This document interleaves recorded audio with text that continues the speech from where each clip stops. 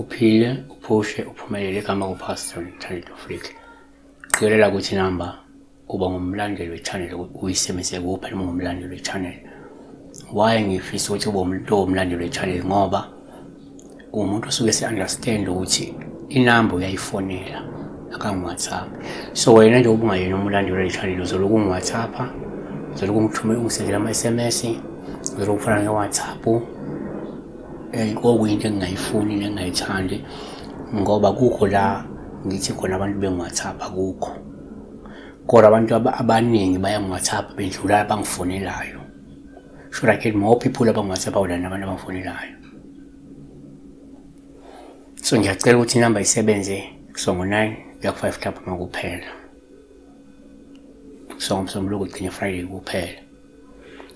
Joy Dewa, Joy, I don't know if ngibiza kahle, but it's Joy Dewa. Uthi ngibingelela kuwona. Ngona wonke umuntu okhona nakuwena baba. Bengicela ukubuza ukuthi uma uphupa umuntu omdala osewashona ekutshela ukuthi usumithi ke manje. I assume that lo muntu ongasekho ukhuluma noJoy.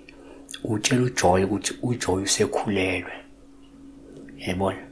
Yes, that's my understanding of the dream. Not that umuntu ongasekho uthi yena usekhulelwe, but no, utshela uJoy ukuthi wena usumithi. Yabona? So asenze kanjena-ke. Number 1. She's being told by a deceased person that she's pregnant. So number 1, ujwayelekile uma uphupha umufi uphawu luhluma ethi ukhulelwe. Ngoba lungasho ukuthi ngenzeka sesifikile isikhathi sakho sokukhulelwa futhi ukhulelwe njengamanje. Genesis 21 verse 1, uJehova wamhambela uSara njengokusho kwakhe. uJehova wenza kuSara njengalokho ekhulumile, uSara wakhulelwa. 2, kwesinye isikhathi uma uphupha umufi kuwuphawu luhlume ethi ukhulelwe ngoba lokho kusho ukuthi kungenzeka uzokhulelwa kungekudala. NgokaLuka 1 verse 30, ingilosi yathi kuye, ungesabi Maria ngokuba ufumene umusa kuNkulunkulu. Bheka uzokhulelwa. 3, kuyenzeka uma uphupha umufi ube uphawu luhlume ethi ukhulelwe. Kodwa osuke lukhoma ukuthi kungenzeka kukhona imfihlo noma udaba olufihliwe okumele ludingidwe, luxoxe futhi sesisondeleke ngaleso sikhathi sokuthi luvele obala. Ngaba imfihlo ethinta wena noma uwe lo nemfihlo. Kodwa sekuhlala sithi uqhume ngayo, ubhoboke ngayo, confess, uhlambuluke ngayo. Yabona?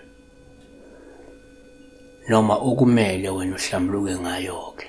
Noma abantu ile nkulumo ethinta wena sekuzovela-ke vele ukuthi wena usiwena kwaDewa wena.